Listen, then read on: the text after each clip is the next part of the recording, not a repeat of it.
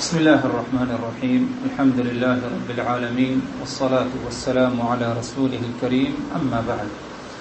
اللہ تبارک و تعالی پر حمد و ثنا اور اس کے نبی کریم صلی اللہ علیہ وسلم پر بے شمار بے حد بے عدد درود و سلام کے بعد، بزرگان دین، نوجوان ساتھیوں، نبی پاک صلی اللہ علیہ وسلم نے اپنی امت کو مختلف وصیتیں کی، اور آپ صلی اللہ علیہ وسلم کی وصیتیں مختلف مواقع پر صحابہ کرام سے، اور صحابہ کرام نے آپ صلی اللہ علیہ وسلم کی ان وصیتوں کو ہم تک کیا ہے پہنچایا، اور آپ صلی اللہ علیہ وسلم کی جو وصایا ہیں یا وصیتیں ہیں یہ احادیث کی کتابوں میں کیا ہے موجود ہیں۔ اگر غور کیا جائے تو آپ صلی اللہ علیہ وسلم نے بسا اوقات کسی صحابی کے مطالبے پر وصیت کی، یا بسا اوقات آپ صلی اللہ علیہ وسلم نے اپنے طرف سے کیا ہے کسی صحابی کو یا اپنے صحابہ کرام کو وصیت کرنے میں کیا ہے پہل کیا۔ آپ صلی اللہ علیہ وسلم کی وصیتوں میں سے ایک اہم وصیت یہ تھی، جیسے کہ مسند احمد اور مستدرک حاکم کی روایت ہے، حدیث کے راوی حضرت عبداللہ ابن عمر رضی اللہ عنہما ہیں، فرماتے ہیں کہ رسول اللہ صلی اللہ علیہ وسلم نے فرمایا: اربع اذا كن فيك فلا عليك ما فاتك من الدنيا حفظ امانة وصدق حديث وحسن خليقة وعفة في طعمة۔ یہ رسول اللہ صلی اللہ علیہ وسلم کی حدیث جو آپ صلی اللہ علیہ وسلم سے جلیل القدر صحابی عبداللہ ابن عمر رضی اللہ عنہما نے کیا ہے روایت کی۔ آپ نے فرمایا: اربع اذا كن فيك فلا عليك ما فاتك من الدنيا، اگر تمہارے اندر چار چیزیں پائی جائیں، اربع اذا كن فيك، اگر تمہارے اندر چار چیزیں یا چار باتیں، چار خصلتیں اگر پائی جائیں، فلا عليك ما فاتك من الدنيا، تو تمہیں اس کے بعد دنیا سے تم کس چیز سے محروم رہ جاؤ اس کی تمہیں کیا ہے پرواہ نہیں ہونی چاہیے۔ اگر یہ چار چیزیں تمہارے اندر پائی گئیں، اربع اذا كن فيك فلا عليك ما فاتك من الدنيا، اگر یہ چار خصلتیں، چار باتیں تمہارے اندر خوبیاں پائی گئیں، تو اب دنیا سے اگر کوئی چیز تم سے چھوٹ رہی ہے یا اس سے تم محروم ہو تو تم اس کی پرواہ جو ہے نہیں کرو۔ گویا کہ یہ چار باتیں ایسی ہیں کہ جو کچھ ہو جائے انسان کے ساتھ تو ان چاروں کو کیا ہے انسان کیا ہے کبھی کیا ہے نہ چھوڑے، بلکہ ان کو مضبوطی سے پکڑے رکھے، اور ان چار باتوں کو حاصل کرنے کے بعد کسی قسم کا کوئی سمجھوتا کسی کے ساتھ کیا ہے نہیں ہونا چاہیے۔ نمبر ایک، آپ صلی اللہ علیہ وسلم نے فرمایا: حفظ امانت، امانت کی حفاظت۔ نمبر ایک، حفظ امانت، امانت کی حفاظت۔ نمبر دو، صدق حدیث، سچ بات، سچ گفتگو کرنا، سچی بات۔ نمبر تین، آپ صلی اللہ علیہ وسلم نے فرمایا: حسن خلیقت، اچھے اخلاق۔ نمبر چار، آپ نے فرمایا: عفت فی طعمہ، تمہارا کھانا پینا حلال اور پاکیزہ ہو۔ یہ چار باتیں اگر تمہارے اندر آ گئی، تم نے حاصل کر لیا، تو اب کیا ہے تمہیں کسی اور بات کی کیا ہے پرواہ نہیں کرنا چاہیے۔ پہلی چیز تھی حفظ امانت، امانت کی حفاظت۔ دنیاوی زندگی میں کیا ہے مختلف حالات سے اور مختلف مواقع سے انسان جو ہے گزرتا ہے، بسا اوقات اس کو خود جو ہے کسی کے پاس کوئی چیز امانت رکھنی ہوتی ہے، یا کسی اور کو ضرورت پڑتی ہے بطور امانت کوئی چیز رکھ دے، بات ہو بطور امانت رکھ دے، یا کوئی نقد ہو، درہم و دینار روپے کی شکل میں ہو، یا گاڑی سواری کوئی بھی چیز ہو، انسان جو ہے بسا اوقات اپنی چیز کسی اور کے پاس بطور امانت رکھ دیتا ہے، تو اب اس چیز کی کیا ہے حفاظت ہونی چاہیے۔ ایسی حفاظت جس طرح جو ہے صاحب مال جو ہے اپنی مال کی کیا ہے حفاظت کرتا ہے، اس کے مال کا بغیر اس کی استطاعت جو امانت ہے، بغیر اس کی اجازت کے اس کا استعمال نہ ہو، اور اس کی نگرانی، اس کی حفاظت میں جو ہے کسی قسم کی لاپرواہی کیا ہے نہ ہو۔ یہ پہلی خصلت، پہلی خوبی آپ نے فرمایا حفظ امانت، امانت کی حفاظت۔ اور یہ اتنی اہم صفت یا خوبی ہے، خصلت، کہ اگر کسی نے آپ کے ساتھ کبھی کچھ دھوکہ کیا ہو، مثال کے طور پر آپ نے اگر کسی کے پاس امانت رکھی ہو اور اس نے آپ کے ساتھ دھوکہ کیا، اور کل اس نے آپ کے پاس جو ہے کوئی چیز امانت رکھ دی، تو اب آپ کو جو ہے کوئی اجازت نہیں کہ آپ اس کی امانت میں بطور بدلہ کیا ہے خیانت کریں، یا بس اوقات انسان جذبات میں آ کر کیا ہے موقع کی تلاش میں رہتا ہے اور جو ہے بدلہ لے پڑتا ہے۔ آپ صلی اللہ علیہ وسلم نے اس نقطے پر، اس بات پر مزید جو ہے تاکید کی، جیسے کہ دوسری روایت میں ہے، آپ نے فرمایا اد الامانۃ الی من ائتمنک ولا تخن من خانک، جس نے تمہیں امانت دی ہے اس کی امانت کو جو ہے لوٹا دو جب وہ تم سے مطالبہ کرے، لوٹانا چاہے، ولا تخن من خانک، اور جس نے تمہارے ساتھ خیانت کی ہے تم اس کے ساتھ جو ہے کبھی خیانت جو ہے نہ کرنا۔ یہ اسلامی اخلاق کا ایک بہت ہی اہم پہلو ہے، حفظ امانت، امانت کی حفاظت ہونی چاہیے۔ آگے فرمایا آپ صلی اللہ علیہ وسلم نے ایک دوسری خصلت، دوسری خوبی، صدق حدیث، گفتگو جو تمہاری ہو، بات چیت، تمہاری زبان سے جو بات نکلے صادر ہو، صدق ہو، اس میں سچائی پائی جائے، وہ بات سچی بات ہو، اس میں کوئی جھوٹ یا کوئی ایسی بات نہ ہو جو اللہ اس کے رسول کی ناراضگی اس کے ذریعے کیا ہے آپ کو پہنچے۔ فرمایا آپ نے صدق حدیث، تمہاری جو گفتگو ہو، بات چیت ہو، زبان سے جو باتیں تمہاری نکلے وہ صدق پایا جائے، اس میں نہیں، اس میں سچائی پائی جائے۔ سچ اگر انسان بولتا ہے اور سچائی کی پابندی کرتا ہے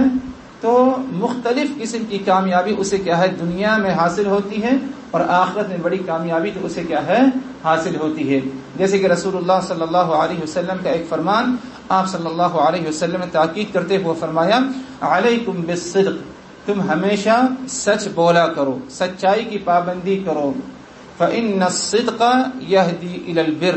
کیونکہ سچائی کی برکت سے انسان بھلائی کی طرف اس کی کیا ہے رہنمائی ہوتی ہے۔ سچ اگر انسان بولتا ہے تو یہی سچائی اسے دوسری بھلائیوں تک کیا ہے پہنچائے گی۔ آگے فرمائے آپ صلی اللہ علیہ وسلم نے وَإِنَّ الصِّدْقَ يَهْدِي وَإِنَّ الْبِرَّ يَهْدِي إِلَى الْجَنَّةِ، اور بھلائی اسے کیا ہے جنت تک پہنچا دے گی، یعنی جنت پہنچنے کے لیے بھلائی کرنے کی ضرورت ہے، اور بھلائی کی طرف رہنمائی کب ہوگی انسان کی؟ جب وہ سچائی کی کیا ہے پابندی کرے گا، سچ بولے گا۔ تو آپ نے فرمایا علیکم بالصدق فإن الصدق يهدي إلى البر وإن البر يهدي إلى الجنة، تم سچ بولو، یہی سچائی تمہیں کیا ہے، سچ بولنا تمہیں کیا ہے بھلائی تک لے جائے گا، اور بھلائی تمہیں کیا ہے جنت تک کیا ہے پہنچا دے گی۔ آگے فرمائے آپ صلی اللہ علیہ وسلم نے ولا يزال الرجل يصدق حتى يكتب عند الله صديقا، اور آدمی سچ بولتا رہتا ہے، سچ بولنے کی پابندی کرتا ہے، یہاں تک کہ اللہ تبارک و تعالی کے نزدیک صدیق لکھ دیا جاتا ہے۔ صدیق یعنی جو ہے سچ بولنے والا، اللہ کے ہاں کیا لکھ دیا جاتا ہے۔ آگے آپ صلی اللہ علیہ وسلم نے تنبیہ کیا اور فرمایا وَإِيَّاكُمْ وَالْكَذِبِ، خبردار تم جھوٹ نہ بولنا۔ اور کیوں نہ بولنا؟ آپ نے فرمایا فَإِنَّ الْكَذِبَ يَهْدِي إِلَى الْفُجُورِ، کیونکہ جھوٹ انسان کو فجور کی طرف، برائی کی طرف اور اللہ اس کے رسول کی نافرمانی کی طرف کیا ہے جھوٹ لے جاتا ہے۔ بس اوقات انسان ایک جھوٹ بولتا ہے، یہ جھوٹ ایک برائی ہے، لیکن اسی ایک برائی جھوٹ سے کیا ہے دوسری بہت ساری برائیوں کا کیا ہے ارتکاب کر لیتا ہے، اور اگر جو ہے سچ بولا ہوتا تو دوسری برائیوں کی طرف جو ہے نہیں پہنچتا۔ تو آپ نے فرمایا فَإِنَّ الْكَذِبَ يَهْدِي إِلَى الْفُجُورِ، کیونکہ جھوٹ فجور تک، برائیوں تک جو ہے لے جاتا ہے، وَإِنَّ الْفُجُورَ يَهْدِي إِلَى النَّارِ، اور برائی کیا ہے جہنم کی آگ تک پہنچا دیتی ہے۔ آگے فرمایا آپ صلی اللہ علیہ وسلم نے وَإِنَّ الرَّجُلَ يَكْذِبُ حَتَّى يُكْتَبَ عِندَ اللَّهِ كَذَّابًا، ایک آدمی پابندی کے ساتھ جھوٹ بولتا ہے، اس کی جو ہے خوبی خصلت ہو گئی کہ وہ جھوٹا مانا جاتا ہے لوگوں میں، یہاں تک کہ اللہ تعالیٰ کے نزدیک کیا ہے کذاب لکھ دیا جاتا ہے۔ تو کہنے کا مقصد یہ تھا حضرات اس حدیث کے ذریعے کہ سچ بولنا، صدق کی پابندی کرنا، اس کی بہت ہی اہمیت ہے۔ اہمیت اس ناحیے سے کہ اتنی اہم یہ خصلت ہے کہ اس کی برکت سے انسان کیا ہے جنت تک کیا ہے اپنے آپ کو پہنچا دیتا ہے، اور اللہ تبارک و تعالیٰ کے نزدیک اس کا کیا ہے، اللہ تبارک و تعالیٰ اسے کیا اعلیٰ درجات پر کیا ہے فائز فرماتا ہے۔ تو آپ صلی اللہ علیہ وسلم نے فرمایا اربع اذا کن فیک فلا علیک ما فاتک من الدنیا، تمہیں چاہیے کہ 4 چیزوں کی پابندی کرو، 4 خصلتوں کو، 4 خوبیوں کو اپناؤ۔ اگر یہ 4 چیزوں کو تم نے اپنا لیا، اب دنیا سے اگر تم سے کوئی اور چیز چھوٹ رہی ہے، چوتھی کے بعد 5ویں کوئی اور چیز، اس کی تمہیں کیا ہے پرواہ نہیں کرنی چاہیے۔ پہلی چیز کی آپ نے فرمایا، پہلی چیز کے بارے میں آپ صلی اللہ علیہ وسلم نے فرمایا حفظ امانت، کہ امانت کی جو ہے حفاظت ہو۔ دوسری چیز کے بارے میں فرمایا صدق حدیث، تم کیا ہے تمہاری گفتگو سچ ہونی چاہیے۔ آگے آپ صلی اللہ علیہ وسلم نے تیسری خوبی کے بارے میں فرمایا، خصلت کے بارے میں حسن خلیقت، تمہارا اخلاق اچھا ہو، حسن ہو، اچھا اخلاق تمہارے اندر کیا ہے پایا جائے۔ اخلاق سے مراد کہ ہر ایسی خوبی جو انسان اپنے لیے پسند کرتا ہو اور دوسرے کے لیے کیا ہے پسند کرے۔ انسان پسند کرتا ہے اپنے کے لیے کہ ہر ایک اس کے ساتھ سچائی کے ساتھ پیش آئے، تو اب آپ کو جو ہے دوسرے کے ساتھ جو ہے سچائی کے ساتھ پیش آنا ہے۔ انسان پسند کرتا ہے کہ اگر کسی سے اس نے بطور مدد قرض لے لیا ہے تو سامنے والا اس کے ساتھ جو ہے اسے مہلت دے، اگر قرض نہیں لوٹا پا رہا ہے تو یہی ہونا چاہیے کہ اگر کسی نے آپ سے قرض لے لیا ہے تو آپ بھی اسے مہلت دیں، اگر جو ہے وہ آپ سے کیا ہے مہلت طلب کرتا ہے۔ اسی لیے آپ صلی اللہ علیہ وسلم فرمایا کہ جس شخص نے کسی معسر، کسی پریشان حال کے ساتھ آسانی کی، قرض لوٹانے میں اس کو جو ہے مزید مہلت دی، تو اللہ تبارک و تعالی قیامت والے دن کی مشکلات سے جو ہے اسے کیا ہے نجات دے گا، قیامت والے دن اس کے ساتھ کیا ہے آسانی فرمائے گا۔ اور اسی طرح آپ صلی اللہ تبارک و تعالی نے قرآن مجید میں اس بات کا حکم دیا وَإِن كَانَ ذُو عُسْرَةٍ فَنَظِرَةٌ إِلَى مَيْسَرَةٍ، اگر کوئی تنگی میں ہے، وہ شخص جس نے تم سے بطور قرض مال لیا، مدد طلب کی اور وہ لوٹا نہیں پا رہا، وقت ہو گیا لیکن لوٹا نہیں پا رہا، تو ایسی حالت میں اسے کیا ہے مہلت دے دی جائے، اس کے ساتھ کیا ہے آسانی کی جائے۔ تو یہ اچھا اخلاق ہے۔ اور اسی طرح بے شمار چیزیں پائی جاتی ہیں، باتیں جن کا شمار کیا ہے اچھے اخلاق میں ہوتا ہے۔ تو آپ صلی اللہ علیہ وسلم نے جو تیسری بات کے بارے میں بتایا وہ یہ حسن خلیقت، تمہارا اخلاق اچھا ہونا چاہیے۔ اسی اچھے اخلاق ہی کی تکمیل کے لیے اللہ تبارک و تعالی نے آپ صلی اللہ علیہ وسلم کو اس دنیا میں رسول اور نبی بنا کر کے بھیجا۔ انما بعثت لاتمم مکارم الاخلاق، اللہ کے رسول کا فرمان، اس دنیا میں مجھے مبعوث کیا گیا، نبی اور رسول بنا کر بھیجا گیا، لاتمم مکارم الاخلاق، تاکہ میں اچھے اخلاق کی تکمیل کروں، اچھے اخلاق کی تمہیں تعلیم دوں، اچھے اخلاق کی طرف تمہاری کیا ہے رہنمائی فرماؤں۔ یہی اچھے اخلاق ہیں جن کے ذریعے انسان کیا ہے بہت ہی اعلیٰ درجات فائز ہوتا ہے، جیسے کہ سنن ابی داؤد وغیرہ کی روایت ہے کہ آپ صلی اللہ علیہ وسلم فرمایا ایک شخص جو اچھے اخلاق کی پابندی کرتا ہے اس کو اللہ تبارک و تعالی روزے دار اور رات بھر جو جاگ کر نماز پڑھتا ہے اس کے درجات پر جو ہے اللہ تبارک و تعالی اسے کیا ہے فائز کرتا ہے۔ اسی طرح آپ صلی اللہ علیہ وسلم کا فرمان کہ تم میں سے سب سے اچھا انسان وہ جو جتنا زیادہ اچھے اخلاق والا ہو۔ آپ کا فرمان یہ بھی ہے کہ روز قیامت سب سے زیادہ جو مجھ سے قریب رہے گا، میری قربت اسے حاصل ہوگی جو اچھے اخلاق والا ہو۔ تو کہنے کا مقصد یہ کہ اچھے اخلاق، حسن اخلاق، اس کا بہت ہی اونچا مقام و مرتبہ شریعت میں ہے۔ آپ صلی اللہ علیہ وسلم نے ان 4 باتوں کا جب ذکر کیا کہ جن کی پابندی کرے ہر ایک کو کرنی چاہیے، اس میں سے تیسری بات یہ تھی وَحُسْنُ خَلِيقَةٍ، تمہارا اخلاق کیا ہے اچھا ہونا چاہیے۔ اور اچھے اخلاق کے بارے میں اگر دیکھا جائے تو سب سے بہترین اسوہ اور نمونہ اس سلسلے میں آخری نبی محمد رسول اللہ صلی اللہ علیہ وسلم ہیں،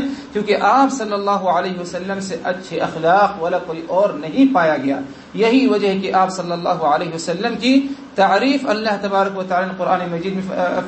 بیان کیا وَإِنَّكَ لَعَلَى خُلُقٍ عَظِيمٍ، اے نبی تو بہت ہی عظیم اونچے اخلاق والا ہے، یعنی اچھے اخلاق تمہاری خوبی اور اچھے اخلاق پر فائز ہو۔ اور کیسا اخلاق؟ خلق عظیم، بہت ہی بڑے اور اونچے اخلاق پر جس کو اگر دیکھا جائے تو آپ صلی اللہ علیہ وسلم کی سیرت کیا ہے، اس پر کیا ہے، شاہد ہے کہ آپ صلی اللہ علیہ وسلم کے ساتھ اگر کوئی برائی کے ساتھ، بد اخلاقی کے ساتھ پیش آتا تو کبھی آپ صلی اللہ علیہ وسلم اس کے ساتھ برائی سے نہیں پیش آئے، بلکہ برائی کے بدلہ آپ صلی اللہ علیہ وسلم نے کیا ہے، ہمیشہ اچھائی ہی سے دیا۔ کوئی بد اخلاقی آپ کے ساتھ ہوئی تو آپ صلی اللہ علیہ وسلم نے کیا ہے، اس کا جواب اچھائی سے دیا، بلکہ آپ صلی اللہ علیہ وسلم کے ساتھ اگر زیادتی بھی ہوئی اور آپ کو جو ہے نقصان پہنچایا گیا، آپ کے جسم کو، آپ کے جو ہے بدن کو، ایسی حالت میں بھی آپ صلی اللہ علیہ وسلم نے اپنے نفس کے لیے کیا ہے، کبھی کسی سے کیا ہے، بدلہ نہیں لیا۔ ہاں جہاں پر اللہ کی نافرمانی آ گئی تو ایسے موقع پر جو ہے آپ صلی اللہ علیہ وسلم نے کیا ہے،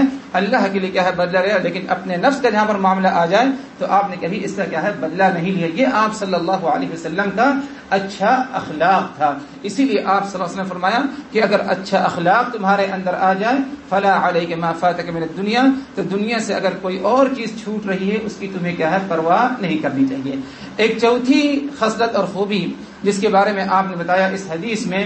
کہ اسے تم کیا ہے، حاصل کرو، آپ نے فرمایا وعفۃ فی طعمہ، تمہارا جو کھانا ہے، کھانا پینا، روزی رزق، روزی روٹی، وہ پاکیزہ ہو، یعنی وہ بذاتی ہی پاکیزہ ہو، کوئی حرام بعینی ہی چیز ہو اسے نہ کھاؤ۔ شراب ہے اور حرام کھانے ہیں ان کو تم نہ کھاؤ، نہیں کھاؤ پیو۔ اور اسی طرح اگر اس میں کوئی صفت پائی جائے، ایسی صفت جس کے بنا پر کیا ہے، وہ حرام ہو گیا، کہ حرام طریقے سے حاصل کیا ہو، کھانا پینا، روزی روٹی، مال، وہ بذات ہی اگر دیکھا جائے حلال ہے، یعنی کسی نے اگر کہیں سے چاول چوری کر لیا، مثال کے طور پر دودھ چوری کر لیا، تو دودھ تو کھانا پینا، چاول حلال ہے، لیکن جو چوری کیا، غلط طریقے سے حاصل کیا، تو اس لیے کیا ہے، اس پر یہ چیز کھانا پینا کیا ہے، حرام ہو جائے گی۔ تو آپ صلی اللہ علیہ وسلم فرمائے عفۃ فی طعمہ، تمہارا کھانا پینا جو ہو، روزی روٹی، رزق، مال، وہ پاکیزہ ہونا چاہیے، ہر ناحیے سے جو ہے پاکیزہ ہو، اس میں کوئی حرام کی جو ہے شبہ کیا ہے، نہیں پایا جائے۔ اور یہی وجہ ہے کہ اللہ تبارک و تعالی نے قرآن مجید میں ایمان والوں کو حکم دیا، کلوا من طیبات ما رزقناکم، ہم نے جو پاکیزہ چیزیں رکھی ہیں رزق، اس میں سے جو ہے تم کھاؤ پیو۔ اور جب انسان اس کی پابندی نہ کرے اور یہ نہ دیکھے کہ یہ حرام کیا ہے، حلال کا، بغیر کچھ سوچے سمجھے کھائے، اور اگر اس میں حرام آ جائے تو انسان کا اپنا نقصان، اپنا خسارہ ہے۔ خاص طور پر اگر دیکھا جائے تو عبادتیں جو کی جاتی ہیں، نماز ہے، روزہ ہے، دعائیں ہیں، ان تمام عبادتوں کی جو ہے قبولیت کی شرطیں پائی جاتی ہیں۔ ان میں سے ایک اہم شرط اہل علم جو بیان کرتے ہیں وہ یہ کہ انسان کا رزق، کھانا پینا، روزی روٹی، کمائی کیا ہے، حلال کی ہونا چاہیے۔ اس کے پاس جو نقدی پیسہ ہے، روپیہ ہو، دینار، درہم، سونا چاندی ہو، کھانے پینے کا جو سامان ہے، وہ سب کیا ہے، مکمل طور پر ہر ناحیے سے کیا حلال ہونا چاہیے، تبھی جا کر کے اللہ تبارک و تعالی اس کے نیک اعمال کو قبول فرمائے گا۔ ورنہ اگر حرام کا مرتکب ہے، حرام روزی روٹی کمائی ہے، حرام کھاتا پیتا ہے، تو اللہ تبارک و تعالی کے نزدیک اس کے اعمال صالحہ کو جو ہے کوئی اہمیت حاصل نہیں۔ اسی لیے صحیح مسلم کی اس روایت پر غور کیا جائے تو آپ صلی اللہ علیہ وسلم نے کیا فرمایا، ایک شخص دور دراز سے سفر کر کے آتا ہے مکہ المکرمہ فریض حج بیت اللہ کا طواف کرنے کے لیے، اور جب مکہ المکرمہ پہنچتا ہے، اشعث اغبر یمد یدیہ الی السماء، ایسی حالت میں وہ پہنچتا ہے، اشعث اغبر، اس کے بال بکھرے ہوئے اور اس کا بدن، چہرہ، سر جو ہے غبار آلود ہے۔ یعنی اس زمانے میں سفر کسی بند گاڑی سواری میں نہیں کیا، بلکہ سواریوں پر بیٹھ کر کے آسمان کے نیچے جو ہے سفر، آسمان اوپر ہوا کرتا، یعنی فضا میں سفر ہوتا، کوئی چھت وغیرہ نہیں ہوا کرتی تھی۔ تو ظاہر سے بات ہے کہ سفر کیا، غبار آلود اور جو ہے طوفان وغیرہ کا سامنا کرنا پڑا، تو بدن جو ہے غبار آلود، بال اس کے بکھرے ہوئے، اور آ کر کے کہتا ہے یمد یدیہ الی السماء، آسمان کی طرف اپنے دونوں ہاتھوں کو اٹھاتا ہے اور کہتا ہے یا ربی یا ربی، اے میرے پروردگار، اے میرے پروردگار۔ ذرا غور کریے اس کی جو حالت ہے دعا کرنے کی، یقیناً اگر غور کیا جائے تو بہت سارے ایسے اسباب اس کی حالت میں پائے گئے جو کہ اگر دیکھا جائے تو اس میں دعا کی قبولیت کی امید پائی جاتی ہے۔ یعنی جب انسان عاجزی انکساری کے ساتھ دعا کرے تو اس کی دعا کی قبولیت کی امید زیادہ پائی جاتی ہے. اور جب اس کے بارے میں آپ نے فرمایا اشعث اغبر، اس کا جو ہے بدن غبار آلود، بال بکھرے ہوئے، ظاہر سے بدن عاجزی کی حالت میں ہے. یمد یدہ الی السماء، آسمان کی طرف اپنے ہاتھوں کو اٹھاتا ہے. اور آپ صلی اللہ علیہ وسلم فرمان کہ جو شخص ہاتھ اٹھا کر کے دعا کرتا ہے اللہ تبارک و تعالی اس کو خالی ہاتھ کیا ہے نہیں لوٹاتا، بلکہ اللہ کو ایسی حالت میں کیا حیا آتی ہے اور اسے لا یردہ صفرا، اسے کیا ہے 0 صفر اللہ تبارک و تعالی نہیں لوٹاتا. یہ عاجزی کی حالت میں ہاتھ اٹھایا ہوا ہے اور کیا کہہ رہا ہے یا ربی یا ربی، اے میرے پروردگار اے میرے پروردگار، یعنی ایک ناحیے سے توحید کا اقرار کر رہا ہے کہ میرا پروردگار اللہ تبارک و تعالی کی ذات جو ساتوں آسمان عرش پر ہے. تو یہ سارے اسباب دعا کی قبولیت کے اس کے اندر پائے گئے. دعا کر رہا ہے لیکن اسے جواب کیا آتا ہے وَمَطْعَمُهُ حَرَامٌ وَمَشْرَبُهُ حَرَامٌ وَغُذِيَ بِالْحَرَامِ فَأَنَّى يُسْتَجَابُ لَهُ، اس کا پینا حرام، اس کا کھانا حرام، اور ابھی تک حرام ہی سے کھا پی کر اس کا بدن بنا ہے. وَمَلْبَسُهُ حرام، اور اس کا لباس بھی حرام کا ہے، حرام کمائی ہے، حرام کھاتا پیتا ہے. فَأَنَّى يُسْتَجَابُ لَهُ، تو یہ کیسے امید کی جا سکتی ہے کہ اس کی دعا کو اللہ تبارک و تعالی کیا ہے قبول کرے. دعا کی قبولیت کے دوسرے اسباب پائے گئے اس کے اندر، لیکن جہاں حرام کاری اور حرام کمائی، حرام روزی روٹی پائی گئی تو اللہ تبارک و تعالی نے اس کی دعا کو جو ہے اہمیت نہیں دیا. تو اسی لیے کہنے کا مقصد یہ تھا عفت فی طعمہ، آپ نے فرمایا طعام جو ہو، کھانا پینا، روزی روٹی، اس کی پاکیزہ ہو. پاکیزگی اگر پائی گئی رزق میں تو اللہ تبارک و تعالی کے نزدیک ہمارے اعمال صالحہ کیا ہے قبول ہوں گے، ورنہ اعمال صالحہ کو جو ہے کوئی اہمیت اللہ تبارک و تعالی کے نزدیک حاصل نہیں. جیسے کہ ایک مثال دعا سے متعلق کیا ہے گزر چکی ہے. دوبارہ اس حدیث کو دہرا دیا جائے. آپ صلی اللہ علیہ وسلم فرمایا اربع اذا کن فیک فلا علیک ما فاتک من الدنیا، 4 خوبیاں تمہارے اندر اگر اکٹھا ہو جائیں، پائی جائیں، فلا علیک ما فاتک من الدنیا، اب اس کے بعد اگر کوئی چیز تم سے چھوٹ رہی ہے دنیا میں تو تمہیں کسی چیز کی پرواہ نہیں ہونی چاہیے. مطلب یہ کہ یہ 4 خوبیاں تمہارے اندر اگر پائی گئیں تو تمہیں ہر قسم کی کامیابی حاصل ہو گئی. اور ان 4 خوبیوں کو حاصل کرنے کے لیے ہر قسم کی کوشش جدوجہد تمہیں کرنی ہے اپنے سے، اور کوشش اور جدوجہد میں یہ بھی داخل ہے کہ اللہ تبارک و تعالی سے کیا ہے دعا کی جائے، اللہ تبارک و تعالی سے توفیق طلب کی جائے. اور یہ 4 چیزیں ایسی اتنی قیمتی چیزیں ہیں کہ اس میں کوئی سمجھوتا کسی کے ساتھ کبھی جو ہے نہیں ہونا چاہیے. پہلی خوبی آپ صلی اللہ علیہ وسلم نے جس کا جو ہے ذکر فرمایا اربع اذا كن فيك فلا عليك ما فاتك من الدنیا، انا للہ وانا الیہ راجعون. حفظ امانت، امانت تمہاری جو ہے محفوظ ہے، امانت کی حفاظت کرو. آپ نے دوسری خوبی فرمایا صدق حدیث، تمہاری گفتگو بات چیت کیا ہے سچ ہو. تیسری چیز کے بارے میں آپ صلی اللہ علیہ وسلم نے فرمایا حسن خلیقت، تمہارا اخلاق اچھا ہونا چاہیے. چوتھی چیز آپ نے فرمایا آپ صلی اللہ علیہ وسلم نے عفت فی طعمہ، تمہارا رزق، کھانا پینا، روزی روٹی وہ کیا ہے پاکیزہ ہو اور جو ہے حلال ہو. اگر یہ 4 خوبیاں آ گئی تو اب اس کے بعد کسی اور کی کوئی اور چیز دنیا سے چھوٹ رہی ہے اس کے بارے میں کیا ہے کوئی پرواہ کوئی فکر کیا ہے نہیں ہونی چاہیے. اللہ تبارک و تعالی ہم سبوں کو ان 4 خوبیوں کو اپنانے کی کیا ہے توفیق دے، اور اللہ سے دعا بھی کی جائے، توفیق بھی کیا ہے طلب کی جائے، اور اخلاص کے ساتھ اللہ تبارک و تعالی ہمیں اپنے نبی کی اس وصیت پر اور دیگر تمام وصیتوں پر کیا ہے عمل کرنے کی جو ہے توفیق دیں. اقول قولی هذا واستغفر الله لي ولكم من كل ذنب فاستغفروه انه هو الغفور الرحيم. سبحانك اللهم وبحمدك نشهد ان لا اله الا انت نستغفرك ونتوب اليك.